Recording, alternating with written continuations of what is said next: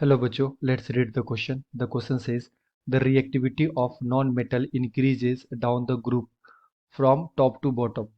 तो बेसिकली हमें बताना है बच्चों कि ये स्टेटमेंट ट्रू है या फिर फॉल्स है। तो आइए बच्चों सबसे पहले बात करते हैं की कॉन्सेप्ट। तो क्वेश्चन आया है बच्चों प्रॉपर्टीज ऑफ ग्रुप्स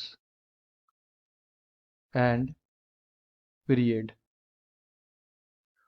तो बेसिकली क्या होता है बच्चों, जब हम लोग टॉप से बॉटम की तरफ आते हैं, है ना, लाइक कोई भी नॉन मेटल के ग्रुप्स के अंदर, तो क्या होता है बच्चों, साइज इंक्रीज करता है। साइज क्या होता है बच्चों, इंक्रीज करता है। एंड अगर मैं बात करूं बच्चों यहाँ पे नॉन मेटल की रिएक्टिविटी के बारे में, तो हम लोग यहाँ पे लिख सकते हैं reactivity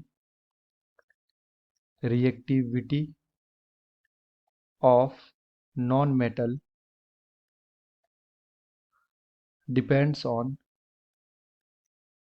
depends on the tendency to gain electron to gain electron.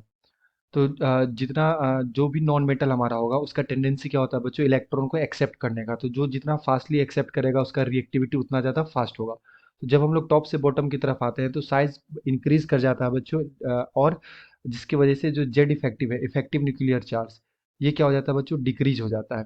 तो जो टेंडेंसी होता है इलेक्ट्रॉन को एक्सेप्ट करने का, वो क्या हो जाता है बच्चों, कम हो जाता है। That's why on moving down the group the reactivity of non metal decreases, है ना।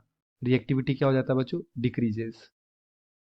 रिएक्टिविटी ऑफ नॉन मेटल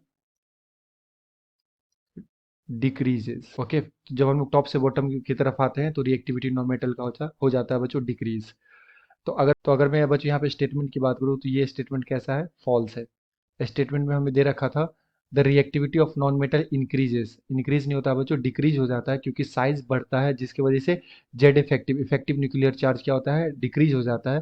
तो इलेक्ट्रॉन को एक्सेप्ट करने का जो टेंडेंसी है वो क्या हो जाता है बच्चों, डिक्रीज हो जाता है। डेट्स वाई रिएक्टिविटी भी क्या हो जाएगा, यहाँ पे डिक्रीज हो जाएगा। Okay, I hope you will understood it well. Best of luck, thank you.